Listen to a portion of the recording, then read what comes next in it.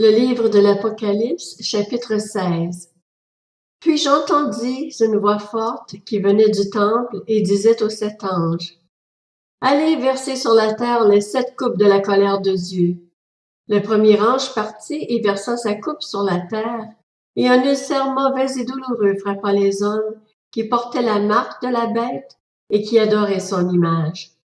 Le deuxième ange versa sa coupe sur la mer, et elle devint du sang, comme le sang d'un mort.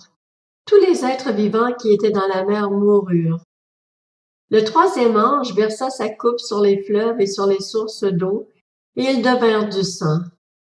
Alors j'entendis l'ange en charge des eaux dire, « Tu es juste, toi qui es et qui étais, toi le Saint, parce que tu as exercé ce jugement. Ils ont versé le sang des saints et des prophètes, et tu leur as donné du sang à boire.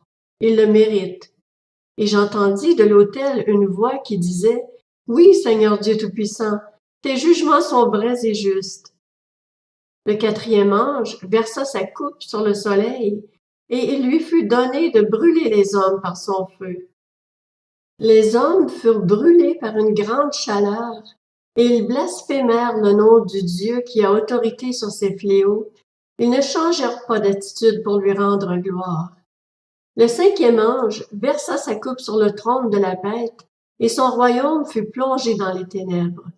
Les hommes se mordaient la langue de douleur, et ils blasphémèrent le Dieu du ciel à cause de leurs douleurs et de leurs ulcères.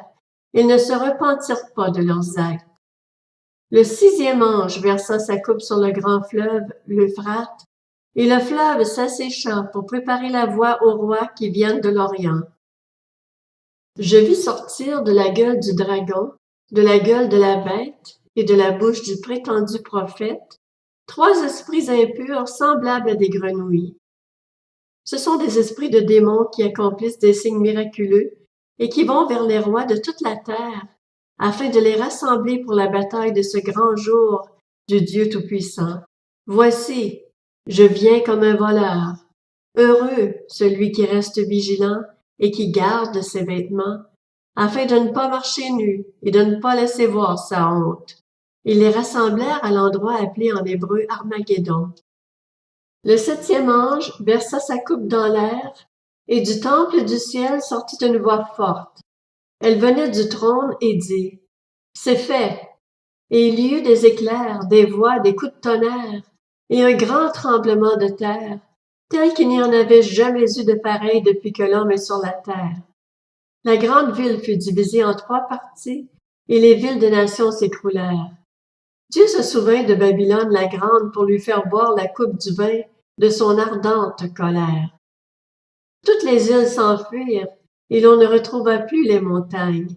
Une grosse grêle, dont les grêlons pesaient environ 40 kilos, tomba du ciel sur les hommes. Et les hommes blasphémèrent Dieu à cause du fléau de la grêle, parce que ce fléau était terrible,